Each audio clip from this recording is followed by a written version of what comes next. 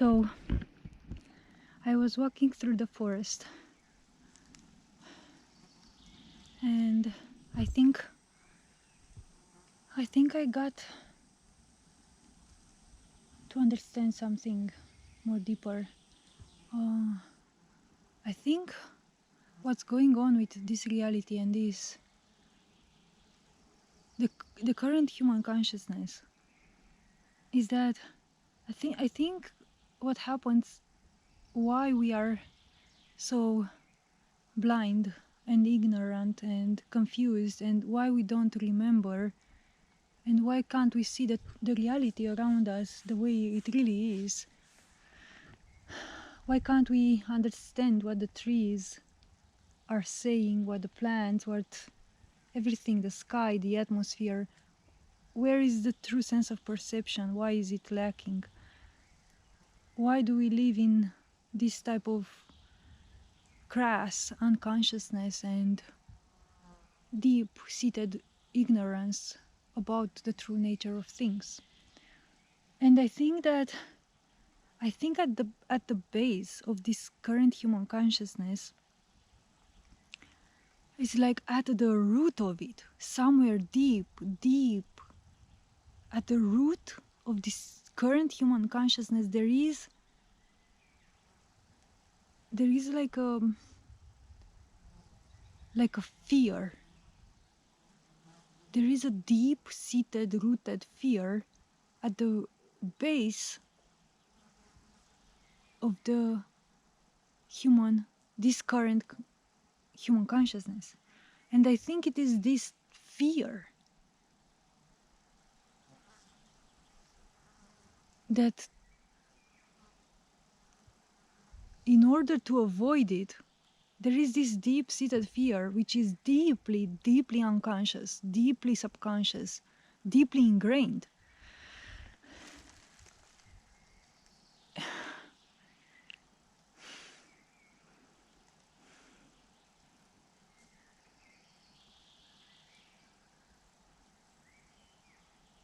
And it is because of this fear, because of trying to avoid whatever that fear is about, that we obliterate our own perception and we become unconscious of reality. It's like there would be something horrific that we are trying to escape realizing, or something like this. And because we are trying to escape realizing that supposedly horrific thing, we are obliterating everything else. It's like going under anesthesia. It's like obliterating everything else.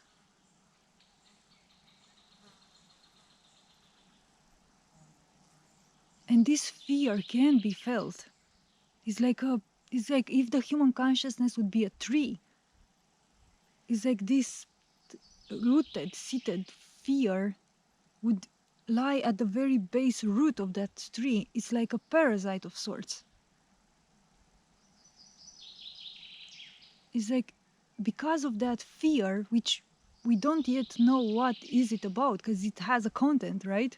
It's a fear, but it's a fear of something, but we don't yet understand what, fear of what, although I will go a bit into that. But it's like there is this rooted, seated fear at the root of that tree of human consciousness, which acts like a sort of either a parasite or something. And it's like a cancer of sorts. And it's similar to, like, in the human body, what humans have tried to do to deal with cancer.